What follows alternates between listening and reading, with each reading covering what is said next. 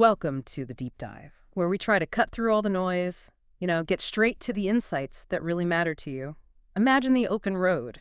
You're not just dealing with traffic and potholes, but also these invisible cyber threats, complicated global logistics, changing rules. It's a lot, It right? absolutely is. Yeah. Yeah. And that's exactly what we're digging into today. We've got a bunch of sources here that they paint a pretty vivid picture of trucking right now in transition. What's really fascinating, I think, is how these different topics, cross-border freight, cyber stuff, even stories about individual drivers, they all seem to point to the same thing, which is how the whole landscape is changing for professional drivers. So our mission today is, well, let's unpack the challenges, look at the opportunities, and hopefully give you some knowledge to stay ahead. Exactly. We'll start with some of those big external pressures, things impacting your daily roads, your bottom line. Then we'll pivot a bit. We want to talk about the incredible resilience, the personal power within the driver community itself. You'll hear different viewpoints on this stuff because, like Hervey from Life, as the trucker says, it's always smart to see things from all angles, right? Really understand what's going on. So let's dive in. First stop, the border, specifically that really busy U.S.-Mexico freight corridor.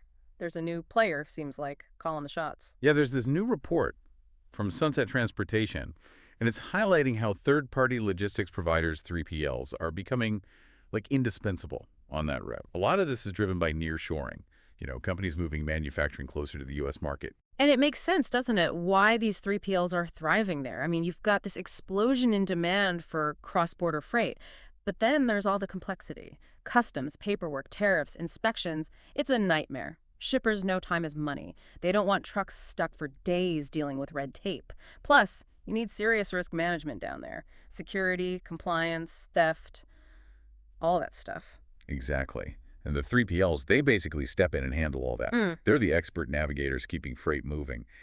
But, if we look at the bigger picture, how people see this rise of 3PLs, it really depends who you ask. Shippers, they often call them lifesavers.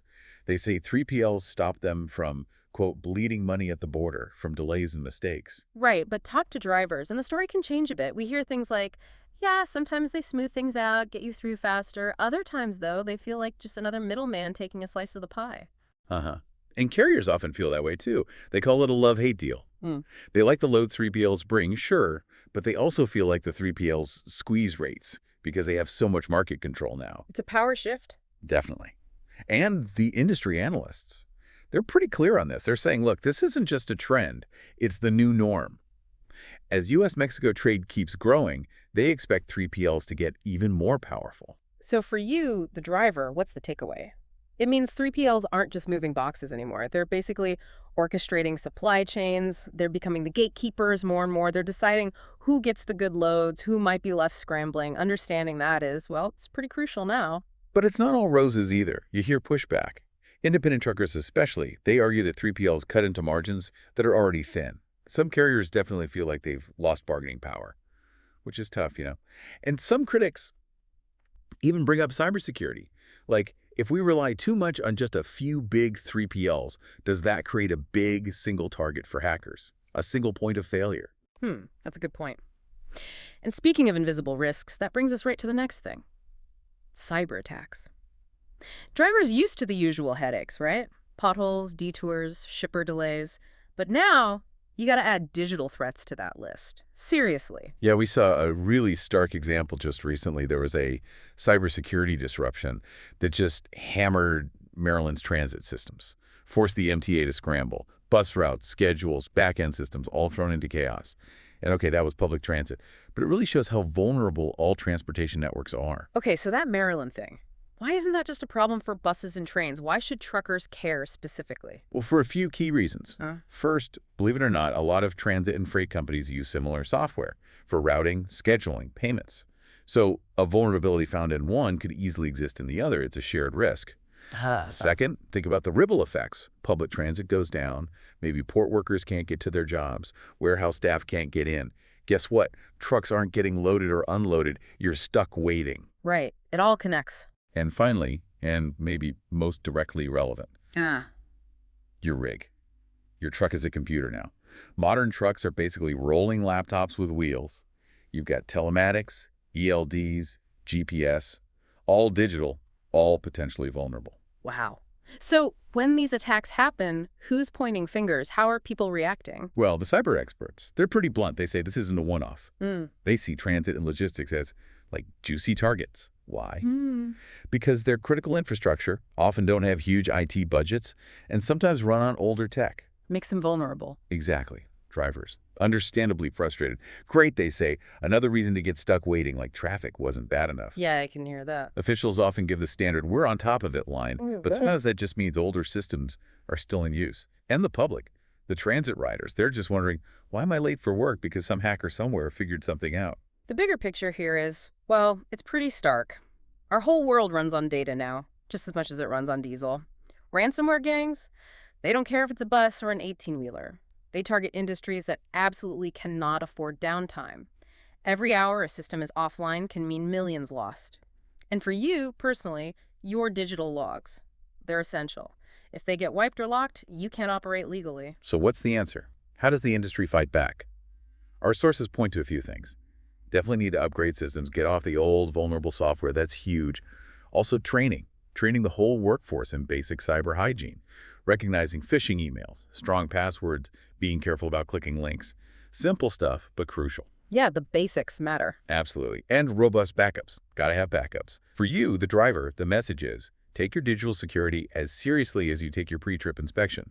Be vigilant on the road, yes, but also be vigilant online. Okay, let's shift gears a bit now. Let's talk about regulations, specifically a long-standing federal rule that's suddenly back in the spotlight. English language proficiency for truckers. Yeah, this is a big one. The U.S. Department of Transportation just gave California, Washington, and New Mexico an ultimatum. Basically enforce the existing federal rules about English proficiency for truck drivers, or you risk losing potentially tens of millions in federal highway safety money. Wow, that's serious. It is. And apparently this was triggered by a recent fatal crash where language barriers might have been a contributing factor. No, it's important to say this isn't some new law they just invented. Federal regs have required commercial drivers to read and speak English well enough to understand signs, talk to DOT officers, handle emergencies. That's been on the books for ages. Right. The DOT's argument is that inspectors in these particular states have been looking the other way, not enforcing it consistently, hence the crackdown. And this enforcement push, it's definitely stirred things up. Opinions among drivers are, let's say, all over the map. Yeah. You've got drivers who support it, saying things like, safety has to come first. If a driver can't communicate in English during an accident or can't read a warning sign for a low bridge, that puts everyone at risk. Okay, that's one side. What's the pushback? The other side often argues this feels like it's targeting immigrant drivers. Mm-hmm. They'll say, look, plenty of these drivers have safe, clean records for years. Passing an English test doesn't automatically make you a safe driver. Hmm. There are also real concerns about, potential unfairness or even racial profiling during roadside checks because of this. Yeah, you can see how that could happen. And then there's this sort of middle ground view, too. People asking, instead of just threatening to pull funding, why not offer resources? Mm-hmm. Like maybe provide training or support programs to help drivers improve their English skills if needed. That sounds more constructive. So what does all this mean, big picture, for drivers? Well, look, this isn't just about language. It's tangled up with control, federal money, the future shape of the trucking workforce.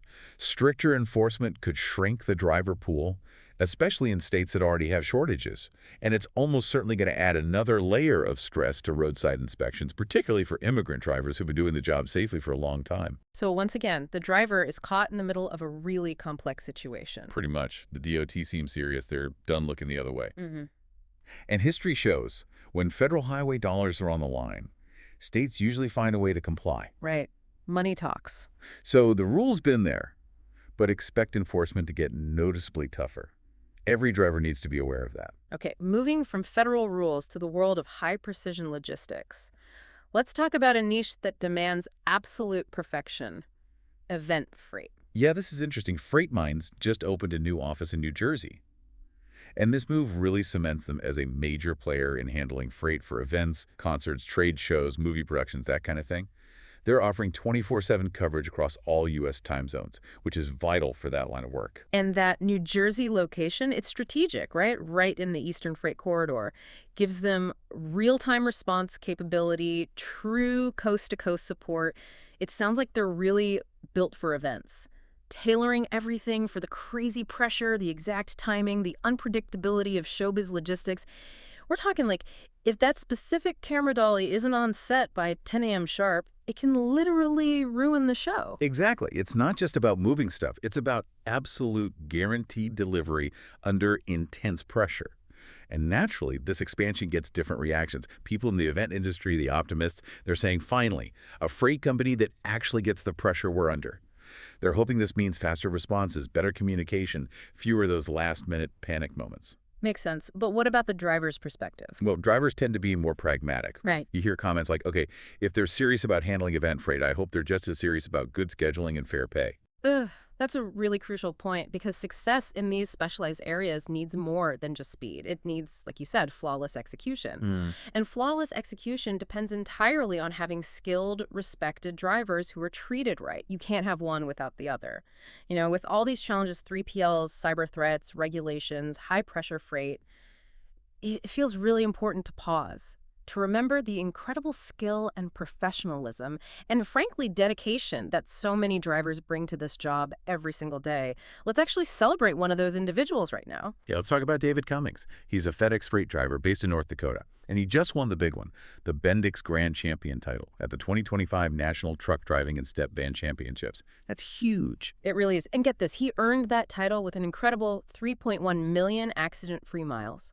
3 million. Over 30 years of consistent, precise, safe driving. And it wasn't like he just showed up and won. He climbed the ranks, won multiple state titles first, then nailed the national championship. That's real mastery. That's dedication. That's the kind of quiet excellence that often doesn't get the spotlight. Absolutely.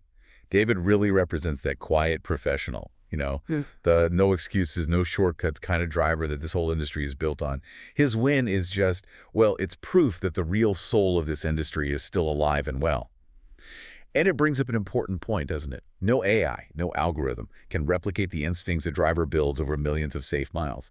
No robot is doing a pre-trip check with that level of detail and experience. Not a chance. It's a powerful reminder that mastery matters, and that we, the industry, the public, we need to invest in, support, and genuinely respect these champions behind the wheel. What a great story. It really shows what's possible when you treat trucking like a craft, not just, a job.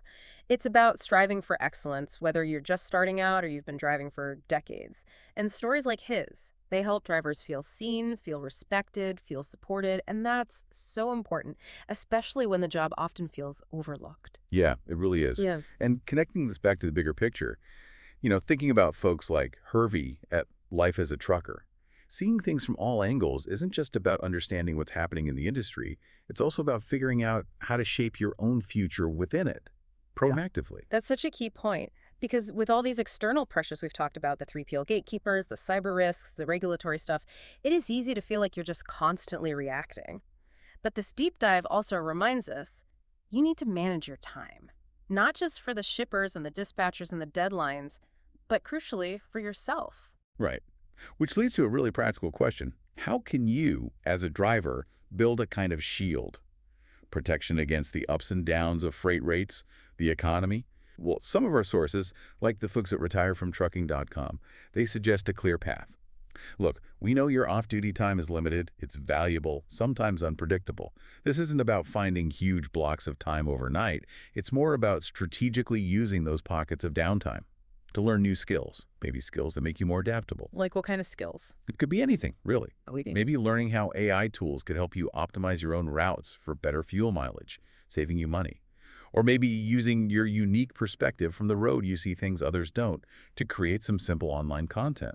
Short videos, maybe. Build a little community, maybe generate a small side income stream. The idea is to gradually build income outside the truck cab. It gives you options. It empowers you to maybe retire when you want to, not just when you have to. It builds that shield we talked about. It can soften the blow if, say, your company hits hard times or the economy dips. Ultimately, it helps you get out on your terms if and when you decide to. That's really empowering stuff. The industry is changing, no doubt about it. But the opportunities for drivers to take more control are changing too. By proactively building some of these new skills, maybe exploring those side NG ideas, you're not just preparing for whatever comes next. You're actively taking control of it, making sure you feel respected, supported, and secure. So today, We've covered a lot of ground, haven't we? From the growing power of 3PLs at the border, the hidden danger of cyber attacks, that whole debate around the English language rules. But we also got to celebrate the amazing dedication and skill of drivers like David Cummings. Yeah, and the thread connecting all of it, really, is change. The landscape is shifting, is asking drivers to adapt, to stay vigilant, and maybe most importantly, to take charge of their own journey. Professionally, yes, but also personally. So here's a final thought. As you hit the road next time, think about not just where your current load is going, but where is your career going? Are you just reacting to the road in front of you, or are you actively trying to chart your own course, preparing for the changes ahead, building the future you want? The wheel is in your hands, in more ways than one.